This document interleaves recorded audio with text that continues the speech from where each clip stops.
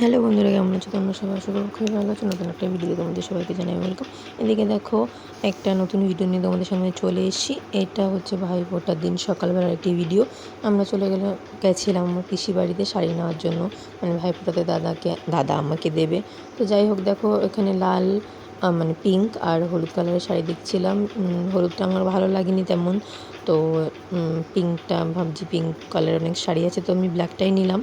তো যাই হোক, এদিকে দেখো আমরা কিন্তু সামান্য আয়োজন করে, যেহেতু শরীরটা আমার ভালো ছিল না, এর জন্য সামান্য আয়োজন করে আমরা কিন্তু ভাইফোঁটা দেওয়ার জন্য তৈরি ছিলাম। আমার মার শরীরটাও ভালো ছিল না, আমার শরীরটাও ভালো ছিল না, এই জন্য কিন্তু জাস্ট অল্প একটু আয়োজন করা হয়েছিল। তা না হলে প্রত্যেক বছর ভাইফোঁটাটা একটু বড় করেই মানে করা হয়, বড় করে বলতে একটু বেশি আয়োজন করেই করা হয়। এদিকে দেখো, আমরা বাজার থেকে এসে স্নান দান করে রেডি হয়ে বসে পড়েছি ভাইফোঁটা দেওয়ার জন্য দাদাকে।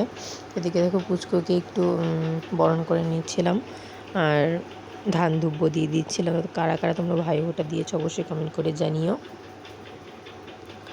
আমি দাদার জন্য তেমন কিছু কিনি, দাদাকে জাস্ট টাকাই দিয়ে দিয়েছিলাম। তো এদিকে দেখো, দাদাকে কিন্তু আমি ভাইফোঁটা মানে দেওয়ার জন্য তৈরি হয়ে গেছি, ভাইফোঁটা দিয়েও দিচ্ছি চন্দন দিয়ে।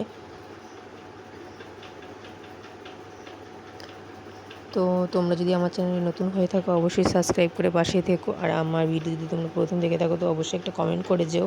আমিও চেষ্টা করব তোমাদের কমেন্টে রিপ্লাই দেওয়ার এবং তোমাদের পাশে থাকার। ভিডিওটা ভালো লাগলে অবশ্যই লাইক করে দিও। তো যাই হোক, এদিকে দেখো আমরা কিন্তু পুচকুকে একটু চন্দন দিয়ে দিলাম আমি। তো এদিকে দেখো, মাও পাশের থেকে, মার শরীরটা ভালো ছিল না, এই জন্য পাশের থেকেই বলছিল যে আমার মাথায় একটু, মানে দাদাকে বলছিল আমার মাথায় একটু ধান দুব্বো দিয়ে দিতে। তো দাদা এমনিই আর কি করে আমার মাথায় ধান দুব্বো ছিটালো আর কি। এদিকে দেখো, মিষ্টি খাওয়াচ্ছিলাম, পুচকুকে তো খাবে না, তাই দাদাকে খাইয়ে দিয়েছিলাম। দাদা আমাকে খাইয়ে দিচ্ছিল। দেখো